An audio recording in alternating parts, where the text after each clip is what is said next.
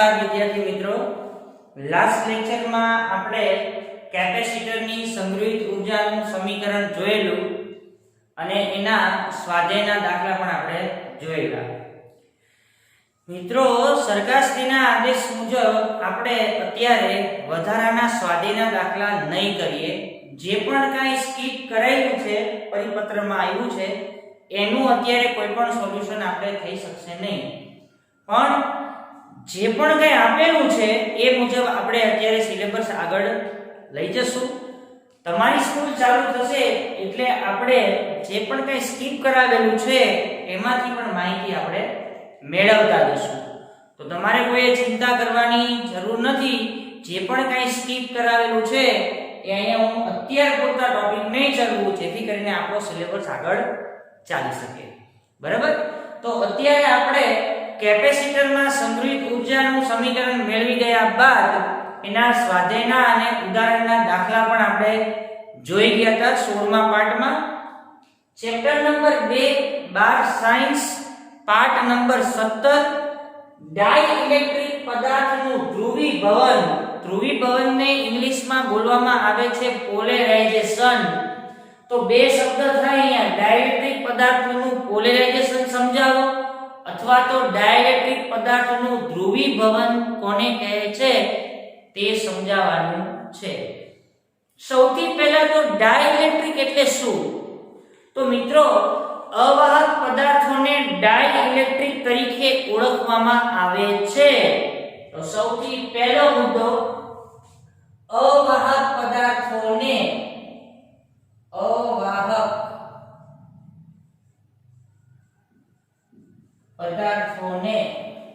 Dielectric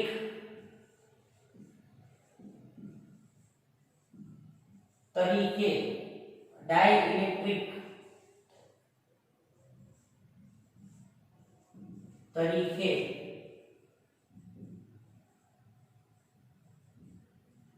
ઓળખવામાં આવે છે. મિત્રો, આ પદાર્થોને તમે કેપેસિટરની બે સમાંતર પ્લેટ વચ્ચે મૂકો ને, આ કેપેસિટરની બે સમાંતર પ્લેટ, જો આવા પદાર્થોને તમે આ બે પ્લેટ વચ્ચે મૂકો ને, ડાઇલેક્ટ્રિક પદાર્થ, આવા પદાર્થોને તમે કેપેસિટરની બે પ્લેટ વચ્ચે મૂકો ને એટલે કેપેસિટન્સમાં વધારો થાય. MCQ માં યાદ રાખજો કે આવા પદાર્થોને સમાંતર પ્લેટ કેપેસિટરની વચ્ચે જો મૂકવામાં આવે તો તેના કેપેસિટન્સમાં વધારો થાય છે.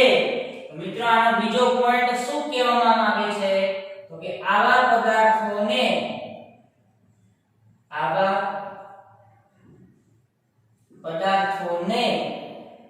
સમાંતર પ્લેટ વચ્ચે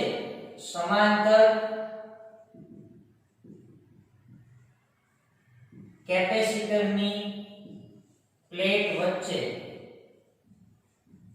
મૂકવામાં આવે ત્યારે તેના કેપેસિટન્સમાં વધારો થાય છે.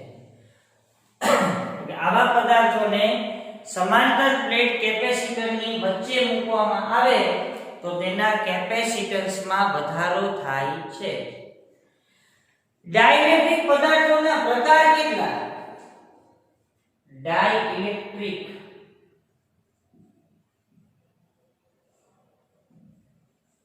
પદાર્થોના પ્રકાર કેટલા છે?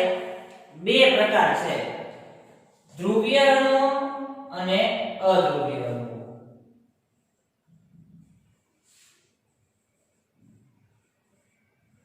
ધ્રુવીય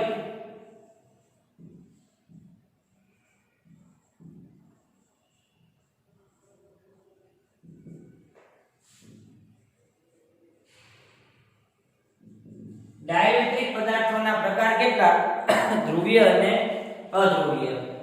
પહેલા આપણે ધ્રુવીય અણુની વ્યાખ્યા આપી તો કે આવા અણુઓમાં કાયમી વિદ્યુત ડાયપોલ ચાર્જ માત્રા હોય છે તો કે જે અણુમાં કાયમી વિદ્યુત ડાયપોલ મોમેન્ટ હોય તેવા અણુને ધ્રુવીય અણુ કહે છે તો પહેલી વ્યાખ્યા લખી છે આવા અણુઓમાં કાયમી વિદ્યુત ડાયપોલ ચાર્જ માત્રા જોવા મળે છે જ્યારે અધ્રુવીય અણુમાં કાયમી વિદ્યુત ડાયપોલ ચાર્જ માત્રા હોતી નથી વિદ્યુત ડાયપોલ મોમેન્ટ બોલું કે વિદ્યુત ચાર્જ માત્રા બોલું બંને કેવું છે સરખું છે અહીં લખું છું આવા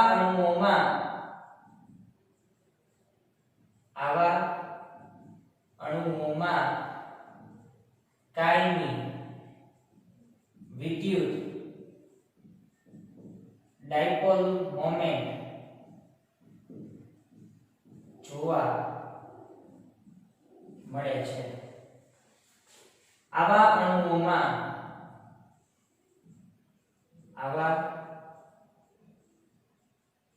અણુઓમાં કાયમી વિદ્યુત ડાયપોલ ચાર્જ માત્રા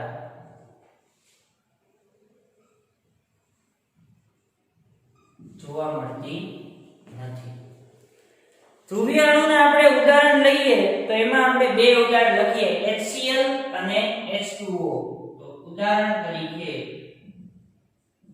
HCl અને H2O આમાં ઉદાહરણ તરીકે 3-4 વસ્તુ તમે લઈ શકો દાખલા તરીકે H2O2 CO2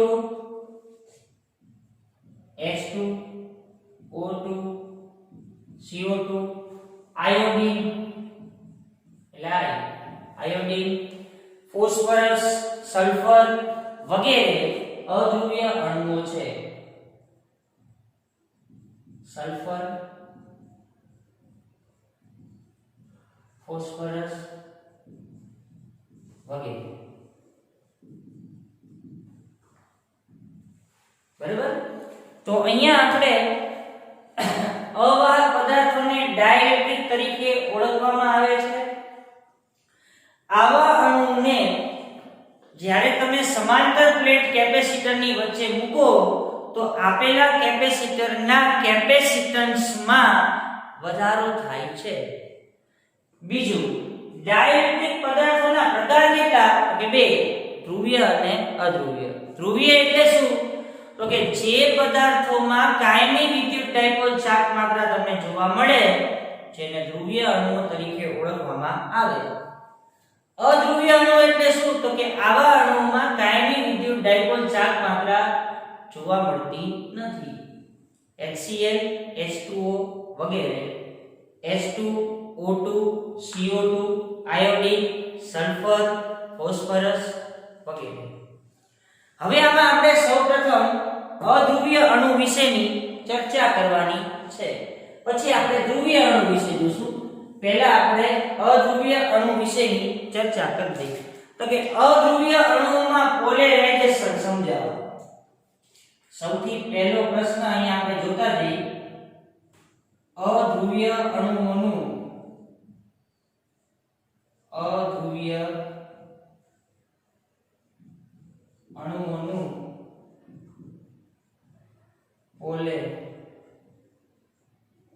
પોલેરાઇઝેશન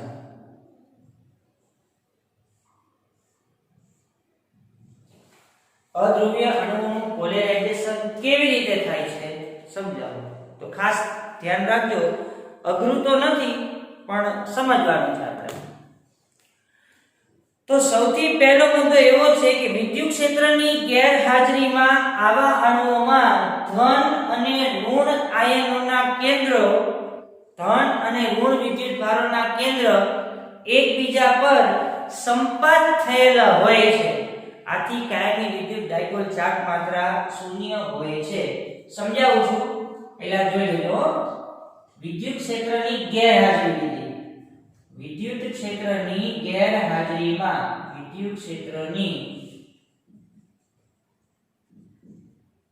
ગેરહાજરીમાં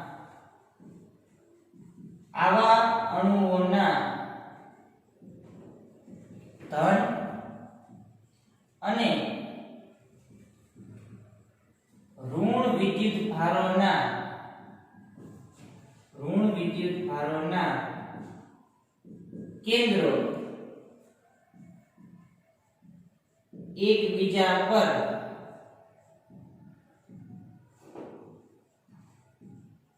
સંપાત થયેલા હોય છે. આથી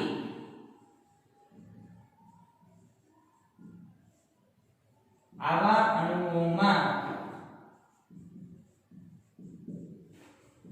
ડાયપોલ મોમેન્ટ શૂન્ય થાય છે.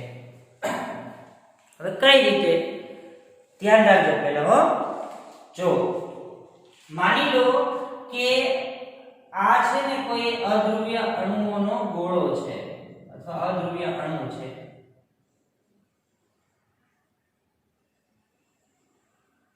બરાબર, આ એનું કેન્દ્ર. હવે ઉપર આપણે શું લખ્યું છે? વિદ્યુત ક્ષેત્રની ગેરહાજરી, એટલે E બરાબર હું શૂન્ય લઈ લઉં, E બરાબર શૂન્ય લેતા બરાબર ગેરહાજરી, એટલે વિદ્યુત ક્ષેત્ર હાજર નથી એવું આપણે કહી શકીએ. આ છે ને શું કીધું આપણે? આનું કેન્દ્ર લીધું. હવે આની ઉપર જ ધન વિદ્યુત ભાર છે ને આની ઉપર જ શું છે? ઋણ વિદ્યુત ભાર છે. એટલે અંતર બરાબર શું થઈ જવાનું? અંતર શું થઈ જાય? અંતર બરાબર 0, કારણ કે બંને એક જ બિંદુ ઉપર છે. અંતર d બરાબર અથવા અંતર બરાબર ડાયપોલ મોમેન્ટ માટે 2a બરાબર 0 લેતા ડાયપોલ મોમેન્ટ નું સૂત્ર તો આવું થઈ ગયા 2a q. બંને એક જ કેન્દ્ર ઉપર છે પણ અંતર શું છે? 0 q, એટલે b બરાબર 0. એટલે આવા કિસ્સામાં તમને ડાયપોલ મોમેન્ટ મળે નહીં. જ્યારે વિદ્યુત ક્ષેત્રની ગેરહાજરી હોય એટલે આ વિદ્યુત ભાર ઉપર કોઈ પણ જાતનું કે વિદ્યુતીય બળ ન લાગે એટલે વિદ્યુત ભાર જે તે જગ્યાએ સ્થિર હોય ને એ જગ્યાએ સ્થિર જ રહે. E બરાબર 0 લેતા એટલે ગેરહાજરી, અંતર બરાબર 2a બરાબર 0, કારણ કે અહીંયા બંને એકબીજા ઉપર સંપાત થયેલા છે. એટલે બંનેના એક જ અંતરે છે, એકબીજા ઉપર જ છે. કેન્દ્રના યામે ઓલરેડી કેવો હોય? 0 0. P બરાબર 2a q, 2a બરાબર 0, q એમને 0 ગુણ્યા કોઈ પણ સંખ્યા હોય તો થઈ જાય 0. એટલે વિદ્યુત ક્ષેત્રની ગેરહાજરીમાં આવા અણુઓના ધન અને ઋણ વિદ્યુત ભારના કેન્દ્રો એકબીજા ઉપર સંપાત થયેલા હોય. આથી આવા કિસ્સા માટે ડાયપોલ મોમેન્ટ શૂન્ય થાય છે. એટલે P બરાબર 0. બંનેના કેન્દ્ર એકબીજા ઉપર સંપાત થઈ ગયા. હવે વિદ્યુત ક્ષેત્રની હાજરીમાં શું થાય? તો કે આવા અણુઓમાં વિદ્યુત ક્ષેત્રની હાજરીમાં આવા અણુઓ એકબીજાથી વિરુદ્ધ દિશામાં ગતિ કરે છે અને તેમની વચ્ચે વિદ્યુત ડાયપોલ પ્રેરિત થાય છે. તો હવે બીજો મુદ્દો આ લખી તો આ રીતે લખી શકાય: વિદ્યુત ક્ષેત્રની હાજરીમાં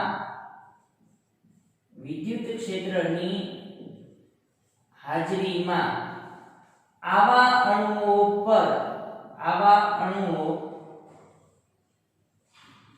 એકબીજાની વિરુદ્ધ દિશામાં ગતિ કરે છે અથવા સ્થાનાંતર કરે છે. આથી તેમની વચ્ચે વિદ્યુત ડાયપોલ મોમેન્ટ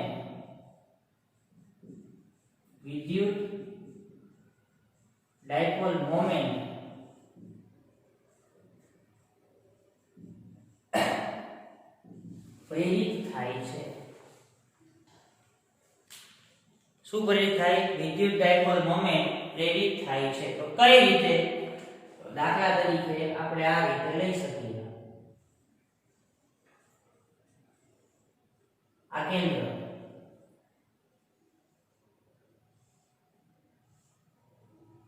આ ઋણ વિદ્યુત ભાર અને આ છે ધન વિદ્યુતભાર, આ કેન્દ્ર.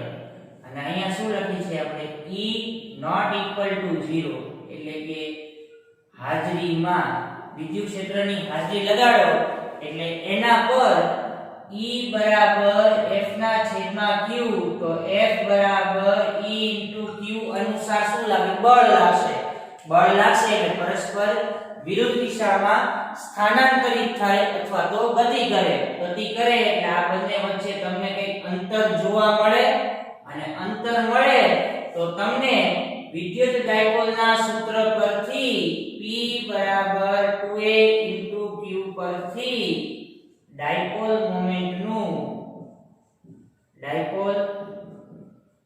મોમેન્ટનું મૂલ્ય મળે છે. ચાલો થઈ ગયું. તો સૌથી પહેલા આપણે જોયું અધ્રુવીય અણુઓનું પોલેરાઇઝેશન. તો પહેલા આપણે વિદ્યુત ક્ષેત્રની ગેરહાજરી લીધી, એમાં આપણે અણુઓને મૂકી દીધા છે. તો આવા અણુઓમાં વિદ્યુત ક્ષેત્રની ગેરહાજરી હોય તો તેના ધન અને ઋણ વિદ્યુત ભારના કેન્દ્ર એકબીજા ઉપર સંપાત થાય એટલે બંને વચ્ચે કઈ અંતર મળશે નહીં. અને અંતર ન મળે તો ડાયપોલ મોમેન્ટ ઉત્પન્ન થતી નથી. જ્યારે વિદ્યુત ક્ષેત્રની હાજરીમાં આવા અણુઓને રાખવામાં આવે તો E બરાબર F ના છેદમાં Q પરથી F બરાબર E * Q અનુસાર તેના ઉપર બળ લાગશે. અને જો બળ લાગે તો બંને એકબીજાથી વિરુદ્ધ દિશામાં સ્થાનાંતરિત થાય. અને વિદ્યુતભાર જો સ્થાનાંતરિત થશે તો બંને વચ્ચે કંઈક તમને અંતર જોવા મળશે. અને અંતર તમને જો જોવા મળે તો એનો મતલબ કે વિદ્યુત ડાયપોલ પ્રેરિત થાય છે. મિત્રો આપણે આજે વિદ્યુત ક્ષેત્ર જે લગાડ્યું છે, આ વિદ્યુત ક્ષેત્ર જે લગાડ્યું, આપણે વિદ્યુત ક્ષેત્રને અહીંયા E0 નામ આપી દઈએ. નોટ ઇક્વલ ટુ 0 એનો મતલબ કે હાજરી છે, 0 એનો મતલબ કે હાજરી નથી. મિત્રો અહીંયા આપણે જે વિદ્યુત ક્ષેત્ર લગાડ્યું એ બહુ પ્રબળ નથી. પ્રબળ નથી એનો મતલબ શું કે પ્રબળ ન હોય તો તે વિદ્યુત ડાયપોલના સમપ્રમાણમાં છે તેવું કહેવાય. તો અહીં જો વિદ્યુત ક્ષેત્ર અહીં આપેલું વિદ્યુત ક્ષેત્ર અહીં આપેલું વિદ્યુત ક્ષેત્ર એટલે કે E0 એ બહુ પ્રબળ ન હોય તો તે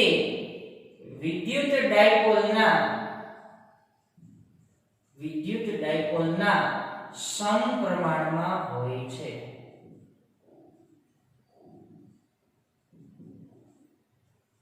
સમપ્રમાણમાં હોય છે. તેનો મતલબ શું થાય? આવું થાય P ચલે છે E0 આવું થઈ જાય.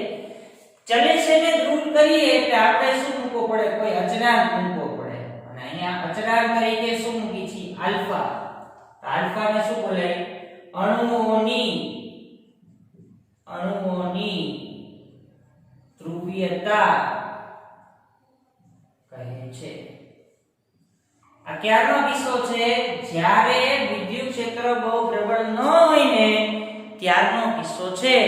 અને ત્યારે ડાયપોલ મોમેન્ટ વિદ્યુત ક્ષેત્ર E0 ના કેવા પ્રમાણમાં હોય? સમપ્રમાણમાં હોય. સમપ્રમાણતા તમે દૂર કરશો એટલે તમારે કોઈ અચળાંક મૂકવો પડશે. અને અચળાંકને તમે શું કહેશો? અણુની ધ્રુવીયતા. થઈ ગયું? અણુની ધ્રુવીયતાનો એકમ લખ્યું, આલ્ફાનો એકમ. અહીંથી આપણે આલ્ફાને કરતા બનાવી તો P ના છેદમાં શું થઈ જાય? E0 થઈ જાય.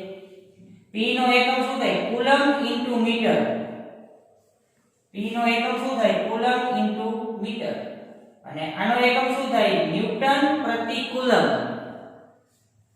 ન્યૂટન પ્રતિ કુલમ. છેદનો છેદ ક્યાં જતો રહે? અંશમાં. એટલે કુલમનો વર્ગ મીટર. આને ઉપર લઈ જાવ -1. તો આલ્ફા બરાબર કુલમનો વર્ગ મીટર ન્યૂટન ⁻⁻1. આ થઈ ગયો તમારી અણુની ધ્રુવીયતાનો એકમ. થઈ ગયું? ચાલો એના પછી આપણે જોઈએ અધ્રુવીય અણુ વિશે વાત થઈ ગઈ. હવે ધ્રુવીય અણુઓ વિશેનું પોલેરાઇઝેશન સમજાવો. તો નવો ટોપિક આવે છે ધ્રુવીય અણુનું પોલેરાઇઝેશન. અહીં લખી છે ધ્રુવીય અણુઓનું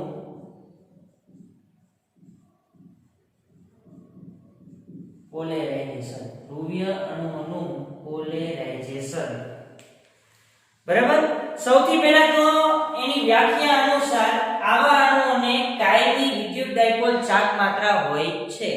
તો સૌથી પહેલો જ હું તો લખી દઉં અહીંયા આવા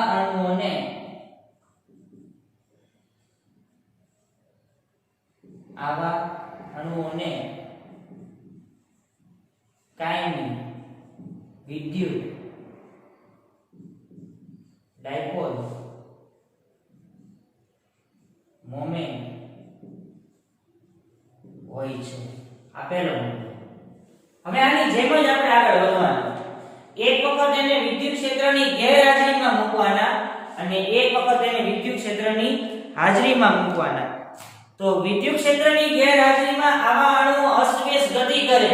હવે અસ્તવ્યસ્ત ગતિ કરે એટલે એકબીજા સાથે અથડાવન અનુભવે, પરસ્પર અલગ દિશામાં વેગ ઉત્પન્ન કરે તો એની કાયમી વિદ્યુત ડાયપોલ ચાર્જ માત્રા કેવી થઈ જાય? શૂન્ય થઈ જાય. તો અહીંયા આવા અણુઓને વિદ્યુત ક્ષેત્રની ગેરહાજરીમાં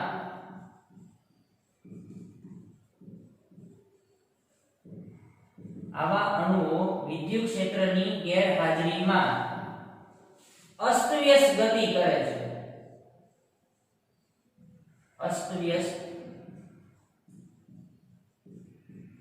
કરે છે. આથી ડાયપોલ મોમેન્ટ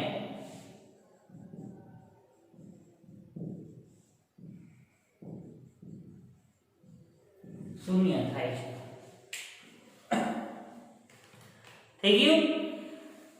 તો આને કેમ આપણે વિદ્યુત ક્ષેત્રની ગેરહાજરીમાં મૂક્યો તેની ઉપર શું લાગ્યું? બળ લાગ્યું ને. બળ લાગે એટલે શું કરે? સ્થાનાંતરિત કરે. તો આવા અણુઓને વિદ્યુત ક્ષેત્રની હાજરીમાં જ્યારે મૂકવામાં આવે ત્યારે એની પર બળ લાગે અને બળ લાગે તો બળની હાજરીમાં આવા અણુઓ છે એ ચાર્જ ગતિ કરે એટલે કે પરિભ્રમણ કરવાનું ચાલુ કરે. પરિભ્રમણ કરે એટલે એના પર શું લાગે? ટોર્ક લાગે. તો આવા અણુઓની વિદ્યુત ક્ષેત્રની હાજરીમાં બળ લાગે અને આ બળની અસર હેઠળ ટોર્ક પણ ઉત્પન્ન થાય છે. તો વિદ્યુત ક્ષેત્રની હાજરીમાં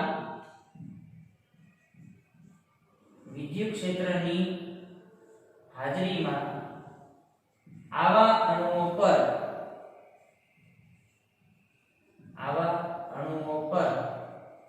બળ લાગે છે.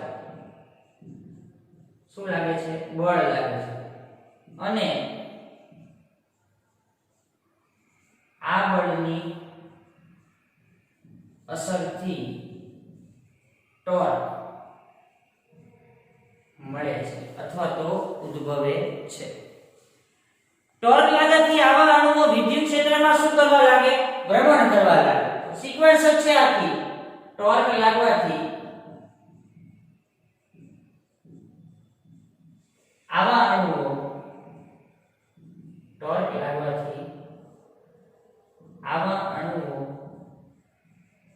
વિદ્યુત ક્ષેત્રમાં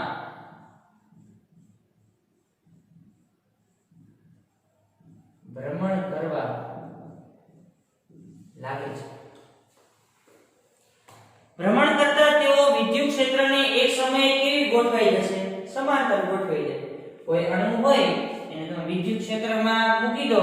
વિદ્યુત ક્ષેત્રમાં તમે મૂક્યા પછી માનો કે ડાયપોલ મોમેન્ટ આવી રીતે છે, આની પર તમે બળ લગાડો એટલે ધીમે ધીમે શું કરશે? ભ્રમણ કરવા લાગશે. એક સમય એવો આવશે કે આપેલા વિદ્યુત ક્ષેત્રને કેવી ગોઠવાઈ જશે? સમાંતર ગોઠવાઈ જશે. બરાબર? તો અમુક સમય બાદ ભ્રમણ કરતા તેઓ વિદ્યુત ક્ષેત્રને સમાંતર ગોઠવાઈ જાય છે. ભ્રમણ કરતા તેઓ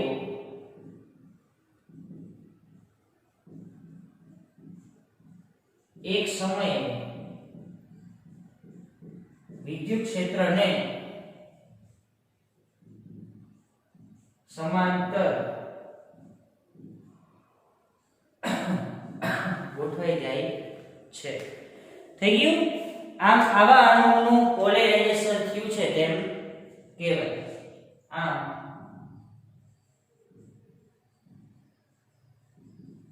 આવા ધ્રુવીય અણુઓનું પોલેરાઇઝેશન